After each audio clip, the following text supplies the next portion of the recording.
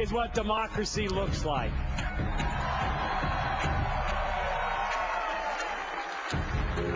A win for the people.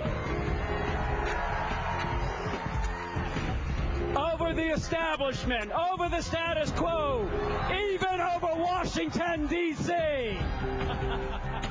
Welcome back to Harbor. 1 month ago, U.S. Congressman Joe Sestak beat Arlen Specter, the longest-serving senator in Pennsylvania history, in the Democratic primary. Congressman Sestak, thank you, sir. Looking forward to the general election, a couple questions. One is, can you prove that Pat Toomey, the Republican candidate who's a member of the Club for Growth, is too far out, too much of a winger, if you will, for Pennsylvania? Let's start with that question. And how do you prove it? Well, first off, I've sat down with Pat Toomey and even had a beer with him. Not a bad guy whatsoever. But is he extreme in his views? He wants to drill in Lake Erie. He actually sees this catastrophe in the Gulf of Mexico and says, just continue on drilling. And, you know, he did head the Club for Growth. And as John McCain called it, it's a bagman for the ultra-rich. The issue here really for us Pennsylvanians is Pat Toomey, someone I like, will always side with Wall Street and big oil. But as you saw in this last primary, I'll stand up and fight for the working family and what they need. And that's the difference. That's the choice Pennsylvanians will have.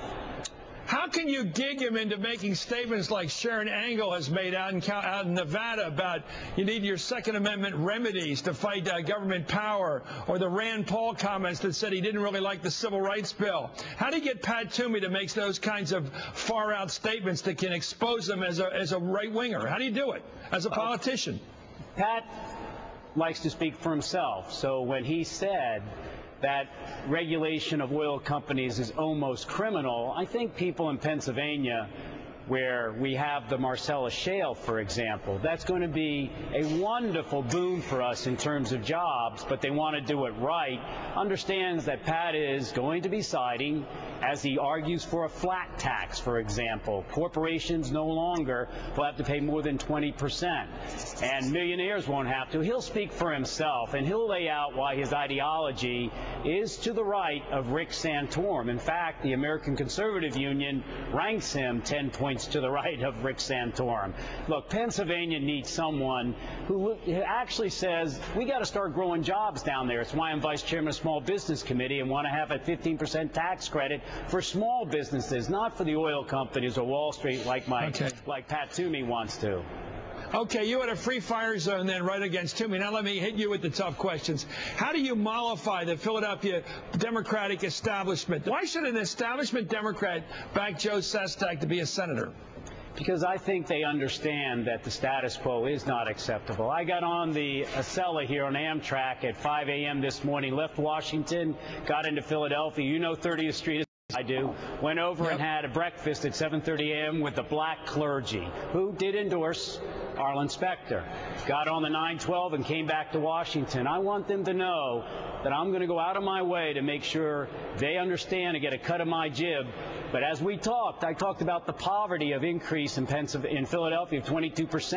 43% of our African Americans are 18 and below are living in poverty. Can't have that any longer. I just want them to understand that it's not going to be about politics for me. I came back down here to Washington to work on the issues that they need, like COBRA. We've got to get that through for those who have lost their health care from businesses. I think at the end of the day, it's going to be making sure they understand I'm there for the constituencies they care about, and politics, set it aside. I don't have time for it. Well, what about patronage? What about judgeships? What about the stuff that's the bread and butter of Philadelphia politics? You're not going to deal with city committee. You're not going to deal with the governors. I mean, you're not going to deal with the party big shots on dividing up the judgeships, that kind of stuff. That's bread and butter in Philly. That's all they talk about. Well, just before I came down here on Monday, I went in and sat down with the city council, the president, who has been there quite a long time, as you know. But what we talked about was education. Look, at the end of the day, when I have to make a decision for some district attorney or something, I'm going to set up, just like I did in my district, a advisory board and get those individuals that are best qualified. I believe in this. It's what I saw in the Navy. Hey, merit does matter, and it's the way I'm going to approach it, and I think people want it. You mean when ward leaders come to you and they say they got a favorite they want for a job or to get into West Point or to get into Naval Academy or a judgeship, you're going to say, I'm doing this based on merit? All your work for the party for the last 20, 30 years doesn't matter? You're going to say that to regular pals in a big city like Philly, that all their work for the Democratic Party doesn't mean nothing? You're going to have a merit-based system for these patronage appointments? Let me take the example you gave me. Naval Academy, Military Academy, Air Force Academy selections. The way we do it now, I have a 3-step review process at the end of the day, and I have on there business leaders, previous superintendents. At the end of the day, I sign off on it. And you know what the result is? We get in about 22 people a year when you're only supposed to get about 5 or 6 in a year because we work hard at it. But at the end of the day, it's non-political. You're right. It's going to matter on merit, and I mean that. Hey, we can have principal compromise, and they can recommend somebody, but it's not going to be because all of a sudden somebody has a certain position. And that's not how we do it in my district.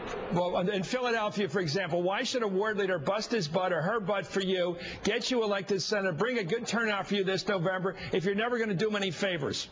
At the end of the day, I think there are many good ward leaders who are going to care about what I do. Hey, they represent somebody. And that's what happened in this last election. But you're not going to help them.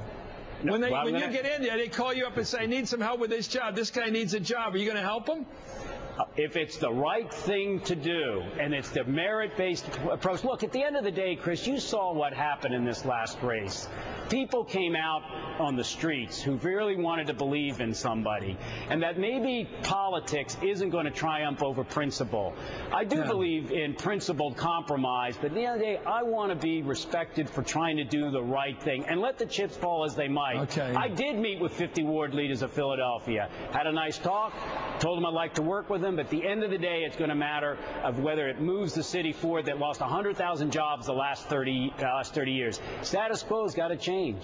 Just last question quickly, yes or no, have you any bad feeling in your heart for the following people? The governor of Pennsylvania, Ed Rendell, the mayor of Philadelphia, Mike Nutter, the vice president of the United States, Joe Biden. Do you have any feeling in your heart that those guys cut you short? They backed Arlen too hard, too long, and didn't give you a shake? You've got no problem with those guys individually now, right?